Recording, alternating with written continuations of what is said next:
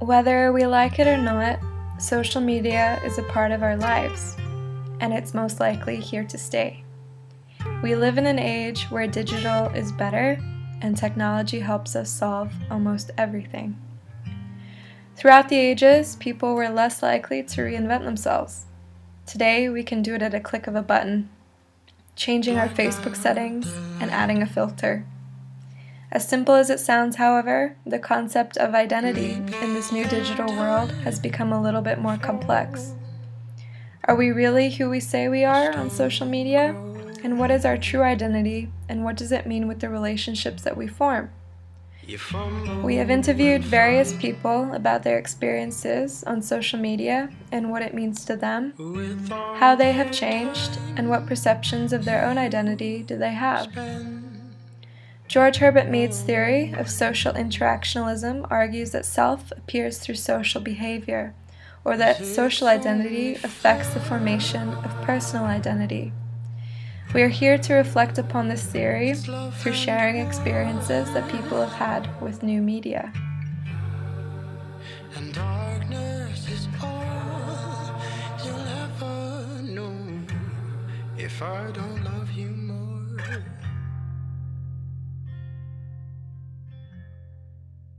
Keeping you caged withered by aging eyes and skin. My name is Jurip. I'm the HR director for GlaxoSmithKline Hungary. Okay, so my name is Jofi and I'm 21 years old and I go to the University of Exeter in the United Kingdom. Okay, my name is Serafina Veres and I'm 30 and I'm Finnish and I study at the Corvinus University Sociology. I'm Sushant Mehta. I'm from New Delhi, India. I'm studying economics here in Budapest and I'm interning at Morgan Stanley. And I love movies, technology, sports. That's pretty much it. Okay, my name is Suzanne. I'm from Australia. I'm a middle school English teacher and I've been living away from Australia for over 25 years now. Yeah, I mean it's completely different.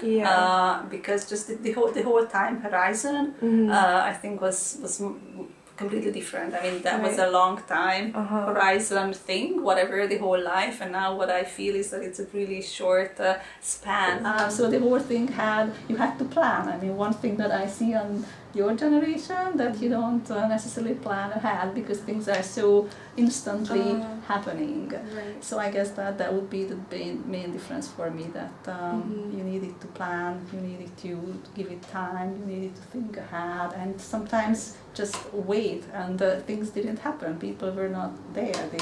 So it was just completely different. We didn't even have mobile phones.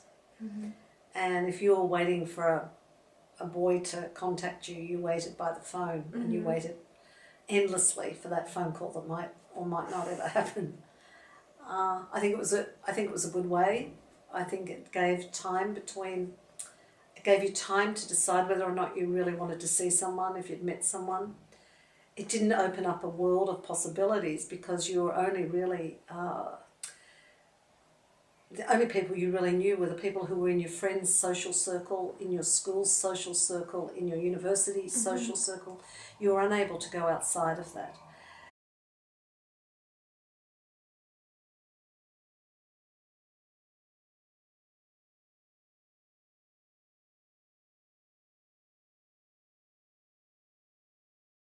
I think it's easier because you have like another way to talk to them, especially if you're like far away, like if you live in different countries. Right. You can feel alienated also from your friends because if your friends have organised something and you're not part of it, you can feel an alienation. You can also sometimes feel, if you're seeing photos of your friends in Australia doing something and you think, well, gee, I wish I could be part of that, but I'm not. It doesn't take away from your friendship, but it makes you look at the value of your friendship and what you're missing out on. Well, okay, in my case, since I'm Finnish and I live here in Hungary, it's easier for me to keep in contact with my friends, to Finland at least, because it costs so much to call and everything. I don't know, otherwise to maintain a relationship. Well, I think you should also meet the people in real life and not just like write on Facebook, but yeah, it's sometimes hard with a busy schedule to meet everyone. So I would say yes, it can help, but it's not the best way just to write on Facebook than actually meet the person. Oh, some people who end up in a relationship and online they keep talking 24/7, but when they're in person, they don't have anything to talk about as well. So it can work both ways. It can work to disadvantages as well.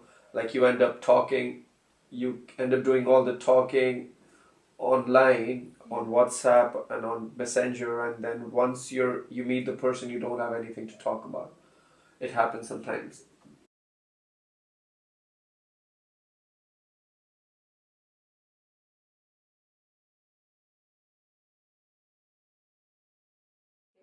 I guess I guess I do in a way, because it was a lot simpler. Like if you talk on social media now, like you can kind of like get confused and like get annoyed when people are like not responding the way you want them to. There was no Facebook, but I would think that they would actually meet each other then more often, because if you have Facebook, it's easy just to write to people and not actually meet.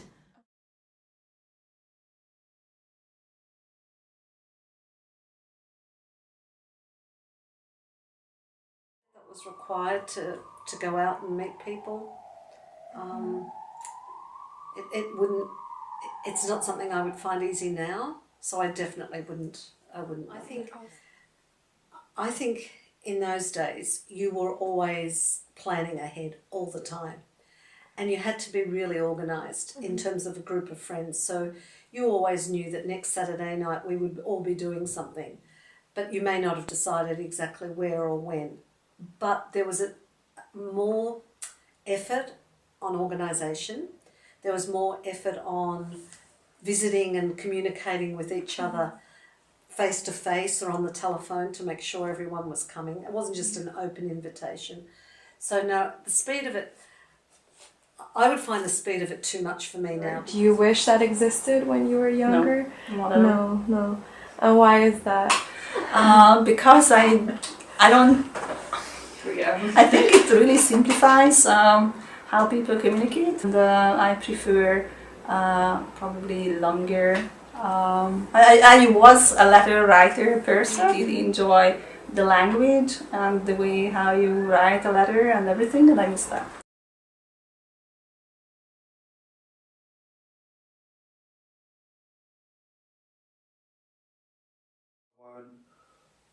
There is a tendency that I will actually end up writing more, but then I try and make a conscious effort to cut it down and not sound too, desperate or something, to give easy signals.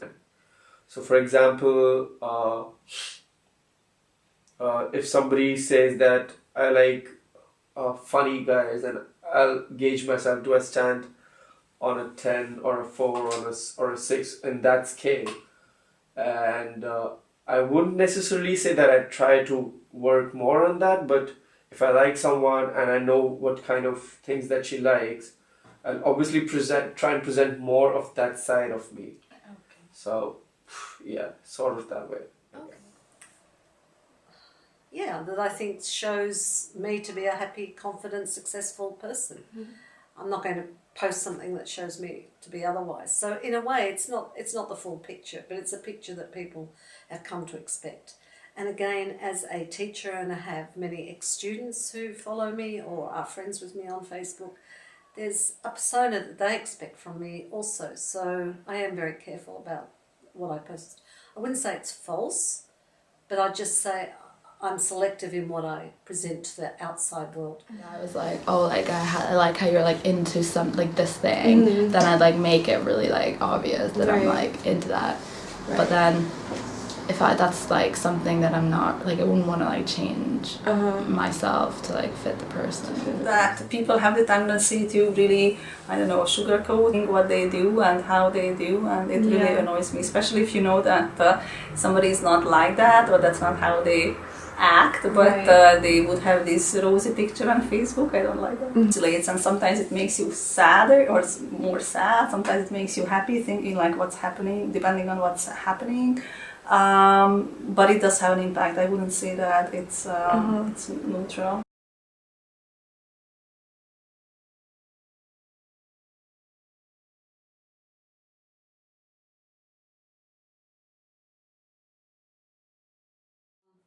It's not a full picture of the person, it's the way the person wants to be perceived on social media. Everybody's trying to present the best side, and knowing that, like, I can obviously, I can't say I can, but I try and determine what the person really is. If the person is posting way too many happy stuff, then I know, okay, something's wrong. Like, if they're posting something, if they're posting too often, and like they're trying to post funny stuff after every small thing, even the freaking ice cream that they just ate an hour ago and everything. So good stuff that I'm in this fancy restaurant or I'm doing this and nothing about the bad stuff. It gives the picture that, you know, their life is so fantastic and everything, even though it's not necessarily so. Yeah. I'm sure there are a lot of phonies. Right. For sure.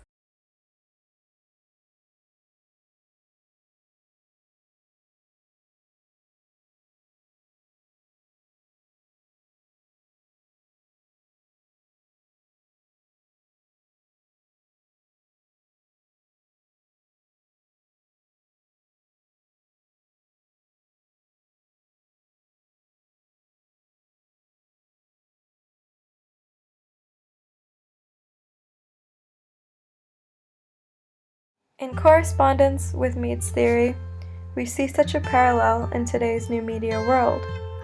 He saw a person as a product of society and of their social interactions. He believed that we are only able to conceive ourselves in relation to what other people think and expect of us. Social media, Facebook in particular, is a tool where people's profiles are objects in themselves. Through the interviews, we can see that people post the best of themselves and not much else. As individuals, we project traits, post photos, post statuses, based on what others in society think we are. You fumble and fight with all the time you spend alone.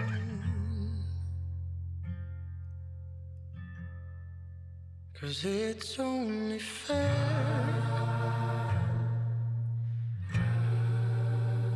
It's love and war, and darkness is all you'll ever know. If I don't love you more,